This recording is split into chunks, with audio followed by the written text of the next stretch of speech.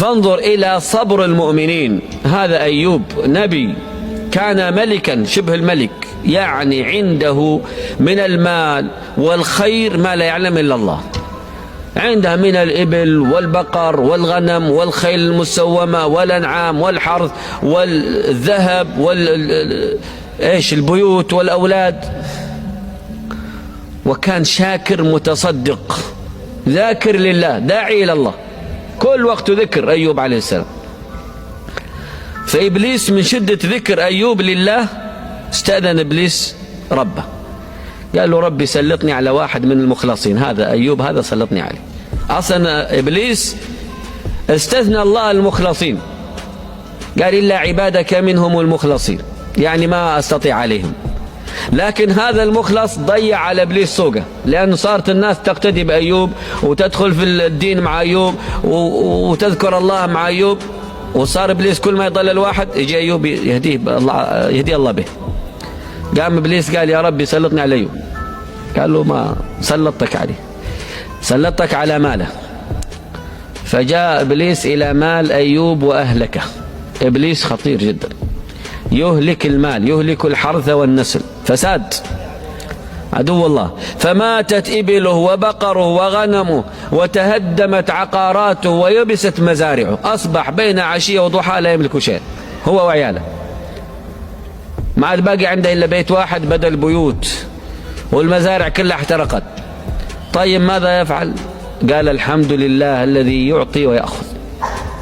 طيب باقي عنده بيت وزوجتين وأولاد، خرج هو وزوجته، واحدة من زوجاته والأولاد كلهم، والزوجة الثانية في البيت.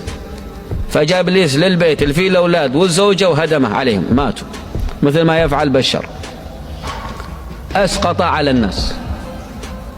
جاء أيوب لقى بيته طايح العيالة، المال انتهى، الأولاد انتهوا، ما عاد باقي إلا هو وزوجته، سيبدأ من الصفر.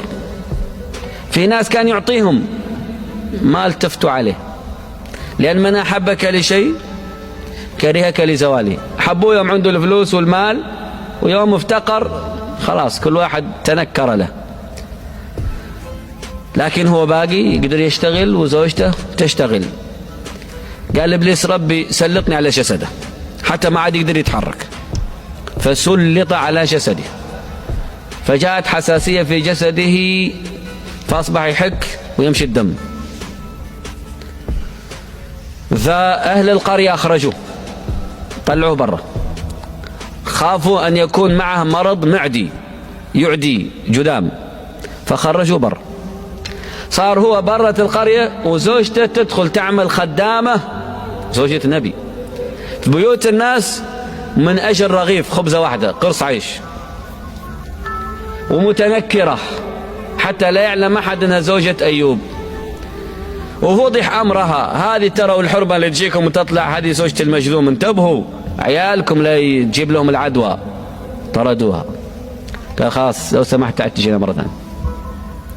البيت الثاني والله جانا خبرك لو سمحت تعال تجينا مرة ثانية. كل البيوت كانت تأخذ منهم وتجمع قرص من العيش، ما عاد يستقبلوها. راحت السوق فوجدت الناس تبيع الحبال، عمدت إلى شعرها فحلقته وجعلت منه حبلا وباعته قرص عيش.